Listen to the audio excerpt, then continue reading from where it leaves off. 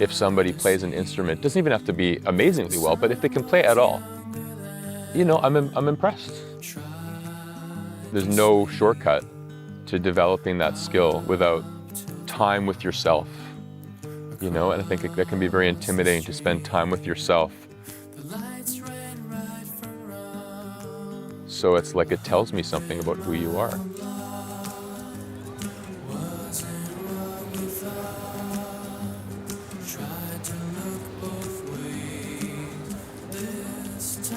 This is my friend Jeff. He's a local musician and busker here in Vancouver. We've known each other for a couple of years, but this is the first time I'm following him around to document a street performance at Kit's Beach, one of his favorite spots to play. There's like initially a little bit of like nervous anticipation, but then as soon as I start to play, I forget to worry about any of those things. And, you know, the connections start to happen. Right now, there's people around, but we haven't really necessarily noticed each other yet. I first came down here 5 years ago during one of the COVID lockdowns. And it really ignited my love of busking once again. And that's led me to different places in the world. Oh, there's no place like home. As Jeff played, with waves crashing behind him on the beach, a crowd, slowly but surely, began to form. When we first arrived, I was intently focused on filming Jeff. But soon I realized that the magic of busking was found in the crowd.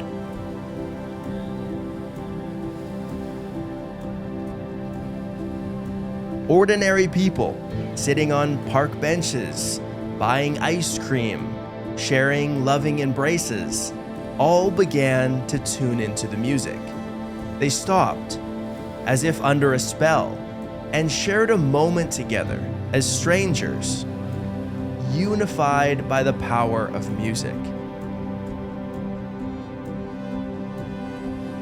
Jeff wasn't only singing a song, he was playing the soundtrack of Kit's Beach.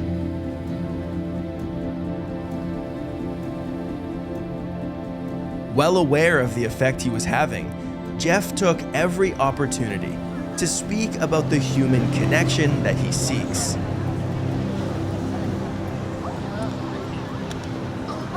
The measure of success for me when performing, when busking, is just how many people smile or just, I don't know, like sway or sing along or something.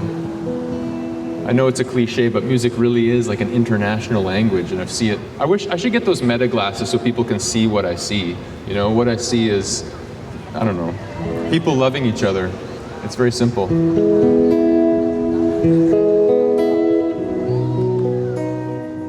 One of the reasons, or maybe the main reason why busking as an art form is like I cherish it and I revere it, is because it's at street level. Everybody's invited.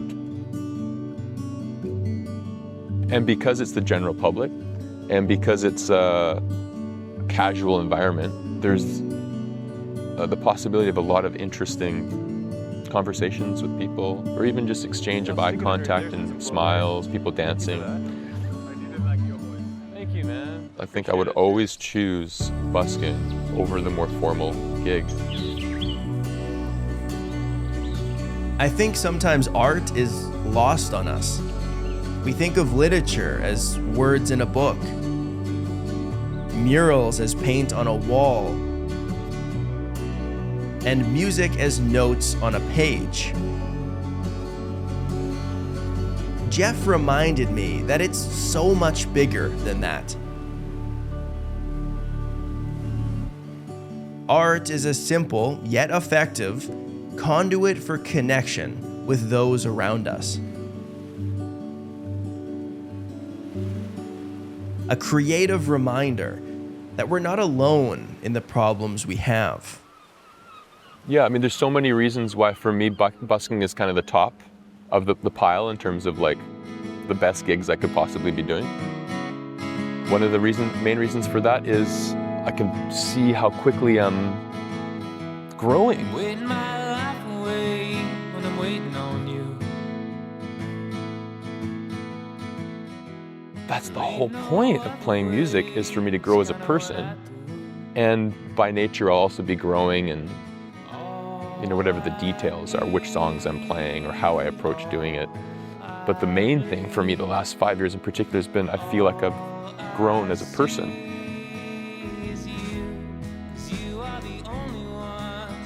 The goal is presence. Things that I feel like anybody could go, oh yeah, of course, the goal is to be present. Like everybody's heard these things, But it's one thing to like hear, oh yeah. It's another thing to like feel it. Oh wow, like the goal is presence. When some of these moments happen, it induces presence, shows me what presence is. And I'm like, oh, I should spend the majority of the time I have left doing the things that make me feel present.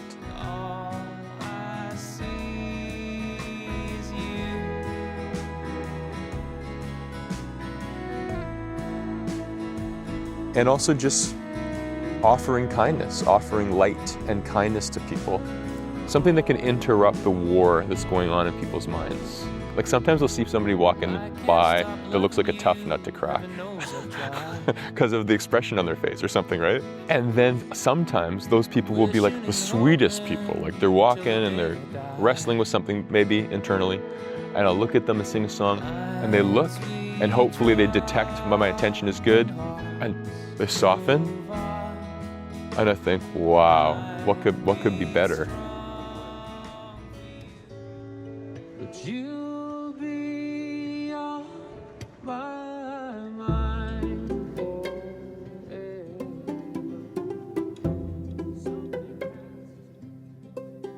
The last song I started to write, it's not quite done, was when I was in Brighton actually, just a month or so ago, with my friend Ben.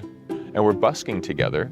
And I was just feeling like a little bit rigid that day. It occurred to me to kick off my shoes.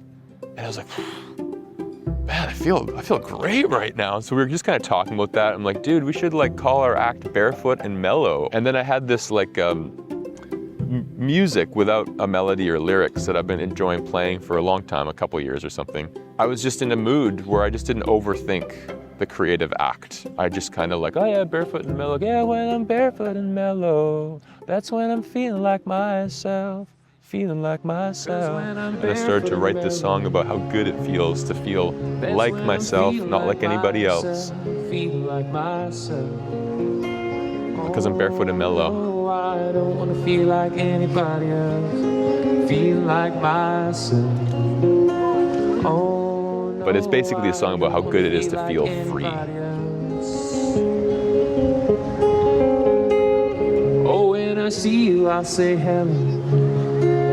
I put my shoes on a shelf.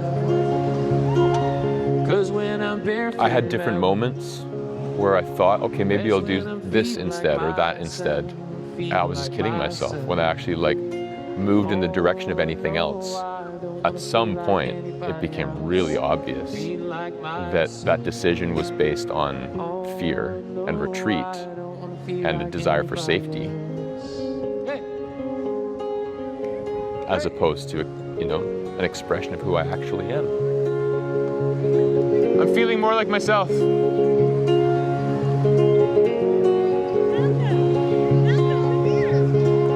Thank you so much. That's my cue to play my last song. I'm going to play a song in homage to the sun.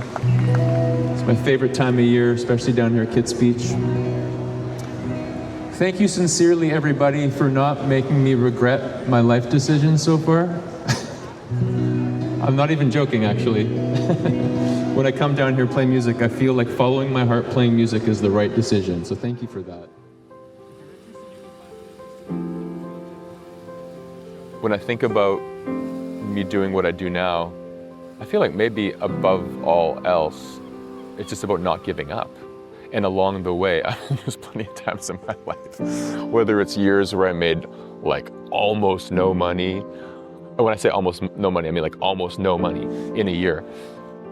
Or just the insecurity not having predictable income, not just the money aspect, but just any aspect of it that makes it an unconventional way to live.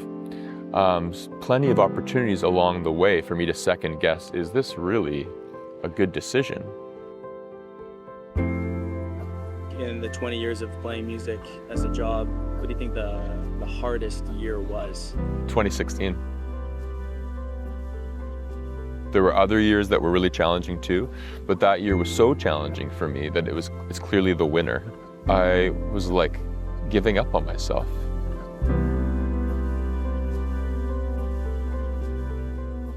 I experienced this depression. I don't know actually the extent to which I was clinically depressed and that happened to me and I was trying to survive something that happened to me, versus just I was trying to find my way in life and feeling overwhelmed and struggling to function. And so, yeah, I just kind of told myself a story that playing music's over for me now. I don't want to do it, I'm not comfortable doing it, it's not going anywhere. And taking a step back from everything meant like everything, like just like almost not leaving the house, just totally isolating myself. I was trying to pull myself together at some point that year and take some courses and do some prereqs at university for a possible master's degree. And I remember being in the class. Somehow I was prompted to talk about, well, this is a big year for me because I decided to close the door on something that was important to me. And as I start to say the words, like the emotion, like it was difficult for me to speak without, my body wanted me to start weeping openly. And that was kind of unmistakable. It's like, okay, you're trying to convince a room of people that you've closed this door and that's that, and now it's this. But my body wasn't having it, or my heart wasn't having that.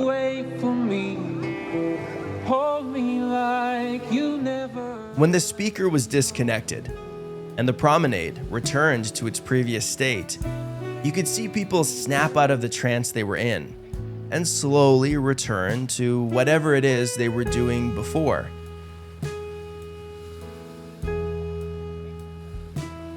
In the abrupt absence of music, you could feel a void, where just moments before, Jeff created an experience from thin air.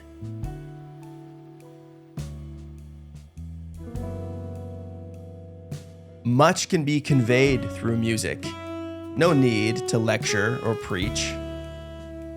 We're more similar than different. My friend Jeff taught me that, barefoot on the beach. Old songs bring back fond memories. Oh, how music sets the stage. The connection we feel is far more impactful than notes on a page. Jeff gives so much love without asking for anything in return. Almost disinterested in money, he frees people from their concern.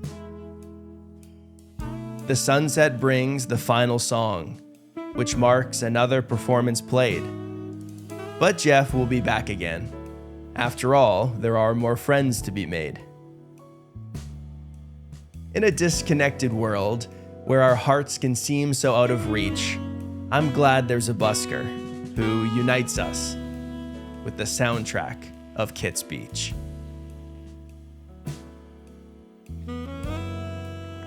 Thank you guys, appreciate it, thank you.